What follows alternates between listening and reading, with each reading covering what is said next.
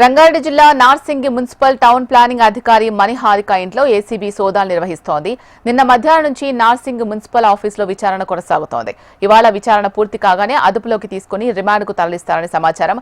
Chevella town planning అధికారిగా కూడా మణిహారిక కొనసాగుతుండటంతో చేవెళ్లకు సంబంధించిన వ్యవహారంపైన విచారణ చేపట్టనున్నారు.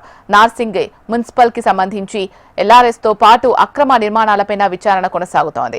ప్రభుత్వంలో విధులు నిర్వర్తిస్తున్నప్పటికీ ఇప్పటి వరకు తనకు ఉన్న ఆస్తుల చిట్టాతో పాటు మిగతా విలువైన వస్తువులను కూడా ఏసీబీ అధికారులు లెక్కిస్తున్నారు. ఈ అంశానికి సంబంధించి పూర్తి సమాచారం మా హైదరాబాద్ బ్యూరో చీఫ్ రమణ అందిస్తారు. రమణ, చెప్పండి అప్డేట్స్. నిన్న పట్టుబడ్డ ఏదైతే నార్సింగ్ టౌన్ ప్లానింగ్ అధికారి మణిహారిక నిన్న ఒక వ్యక్తి వద్ద నుంచి ఎల్ఆర్ఎస్ కోసం అని ఎల్ఆర్ఎస్ చేయడానికి కోసం 4 లక్షలు లంచం తీసుకుంటూ పట్టుబడింది. ఆ క్రమంలో నిన్న నుంచి కూడా ఏసీబీ అధికారులు విచారణ చేస్తున్నారు. ఇటు నార్సింగ్ టౌన్ ప్లానింగ్ ఆఫీస్ తో పాటుగా ఆమె నివాసంలో కూడా సోదాలు కొనసాగిస్తున్నారు.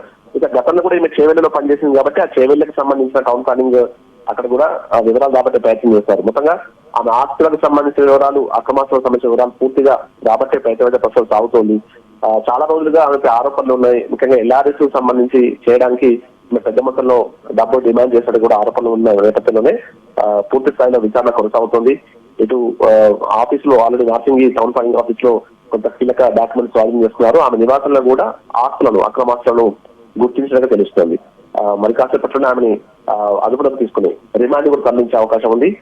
పూర్తి వివరాలైతే మనకు ప్రెస్ నోట్ ద్వారా ఏసీబీ వెల్లడించే అవకాశం ఉంది. ఏదేమైనా అంటే టౌన్ ప్లానింగ్ సంబంధించినటువంటి సిబ్బంది, అధికారులు పెద్ద ఎత్తున అక్రమాలకు పాల్పడుతున్న ఆరోపణలు గత కొన్ని రోజులు ఉన్న నేపథ్యంలోనే ఏసీబీ వారితో ఫోకస్ పెట్టింది. అయితే నిన్న వినోద్ అనే వ్యక్తి తనకు సంబంధించి ఎల్ఆర్ఎస్ చేయడానికి 15 లక్షలు డిమాండ్ చేసినట్టుగా తెలిసింది. వెంటనే ఆయన ఏసీబీ అధికారులు అప్రమత్తం చేశారు.